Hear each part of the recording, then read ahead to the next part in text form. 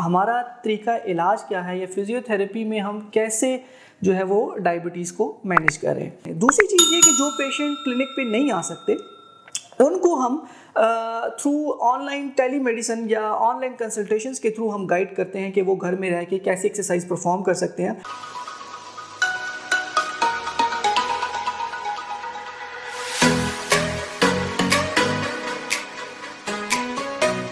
अस्सलाम वालेकुम, मेरा नाम डॉक्टर दानिश रऊफ़ है और पेशे से मैं एक फ़िज़ियोथेरेपिस्ट हूँ।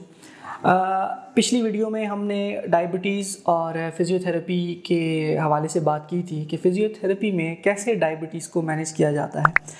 आज हम इस सिलसिले को आगे बढ़ाएंगे और हम बात करेंगे कि हमारा तरीका इलाज क्या है या फ़िज़ियोथेरेपी में हम कैसे जो है वो डायबिटीज़ को मैनेज करें। जैसे कि मैंने आपको बताया था कि डायबिटीज़ की दो इकसाम हैं, एक टाइप 1 और टाइप 2। दोनों का ट्रीटमेंट प्लान, दोनों की जो इंटरवेंशन है या दोनों का जो तरीका इलाज है वो मुख्तलिफ है।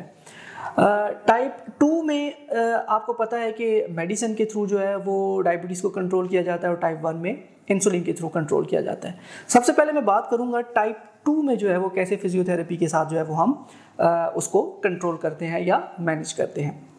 तो जो एक्सरसाइजेज हम प्लान करते हैं वो डिपेंड करता है पेशेंट की बॉडी फिजिक्स के साथ। इसको हम 2 फेजेस में डिवाइड करते हैं। फ़ेज़ 1 जो कि मुश्तमिल होता है तकरीबन 20 दिनों पे, और उसके बाद होता है फ़ेज़ 2 जो कि अगले 20 से 30 दिनों का प्रोटोकॉल होता है। सबसे पहले हमें क्या करना होता है कि हमें फिजियोथेरेपी या हमें फिज़िकल एक्टिविटी के साथ पेशेंट की बॉडी मेटाबॉलिज्म को या पेशेंट के निज़ाम हज़म को एक्टिव करना होता है उसकी दवाई के साथ। यानी कि वो जो मेडिसिन ले रहा है, जो अपनी शुगर को मैनेज करने के लिए मेडिसिन ले रहा है, हम ऐसी एक्सरसाइजेज इंट्रोड्यूस करवाते हैं कि उस दवाई का जो एक्शन है, उसकी जो एक्यूरेसी है वो बढ़ जाए और कम दवाई के साथ उसकी शुगर जो है वो मैनेज जो है वो हो सके। याद रखिएगा कि अगर आपको ज़्यादा दवाई खानी पड़ती है शुगर को कंट्रोल करने के लिए, तो इसका मतलब ये है कि ये आपके लिए फ़ायदेमंद नहीं है। ज़्यादा दवाई खा के अगर आप शुगर को कंट्रोल कर रहे हैं तो वो आपके जिस्म पे बहुत सारे नुकसानात डालेगा।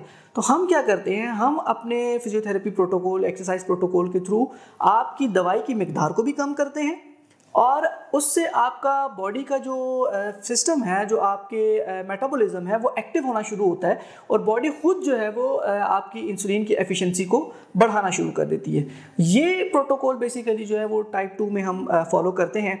इसमें डिफरेंट एक्सरसाइजेज हैं जो हम यहाँ पे कराते हैं। सबसे पहले हम शुगर मॉनिटर करते हैं और उस शुगर मॉनिटरिंग के साथ हम प्लान करते हैं कि आज के दिन उसको कितनी एक्सरसाइज देनी है, उसको कौन कौन सी एक्सरसाइज करवानी है।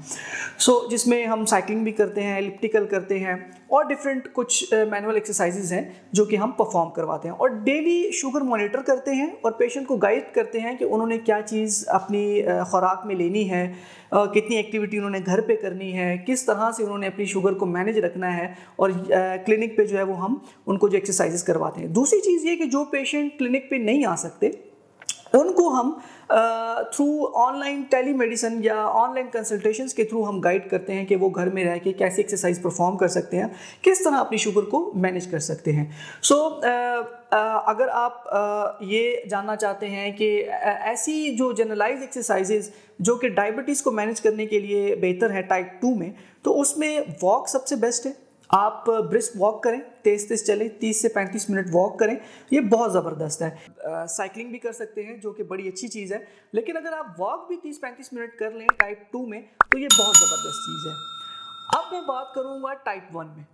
टाइप 1 जैसे कि मैंने बताया था कि इंसुलिन जो पेशेंट लगाते हैं, जो इंसुलिन को जो शुरू में अर्ली एज में जिनको हो जाती है, बहुत जल्द होती है, वो टाइप 1 के कैटेगरी में आते हैं। अब टाइप 1 में जब हम इंसुलिन लगाते हैं तो हमें इंसुलिन की एफिशिएंसी और उसकी पोटेंसी को भी मैनेज करना है। बाज़ लोग बदपरहेज़ी करते हैं, बहुत ज़्यादा ओवर ईटिंग करते हैं जिसकी वजह से उनको इंसुलिन की डोज बढ़ानी पड़ती है। मैंने जैसे बताया टाइप 2 में भी कि अगर आप दवाई की मिकदार को बढ़ा रहे हैं तो वो आपकी बॉडी को नुकसान देगा। इसी तरह अगर आप इंसुलिन की मिकदार को भी बढ़ा रहे हैं या इंसुलिन के यूनिट्स को बढ़ा के लगा रहे हैं ताकि आप बदपरहेज़ी कर सकें या ज़्यादा खाना खा सकें, तो वो आपके जिस्म को बहुत एडवर्स इफेक्ट देगा। इसके लिए हमें जो ट्रीटमेंट प्लान होता है टाइप 1 में, हम प्रॉपर इसी तरह एक्सरसाइज प्लान करते हैं, उसकी पहले शुगर मॉनिटर करते हैं, कुछ टेस्ट करवाते हैं ताकि हमें उसकी बॉडी की ओवरऑल फिजिक के बारे में पता चल जाए।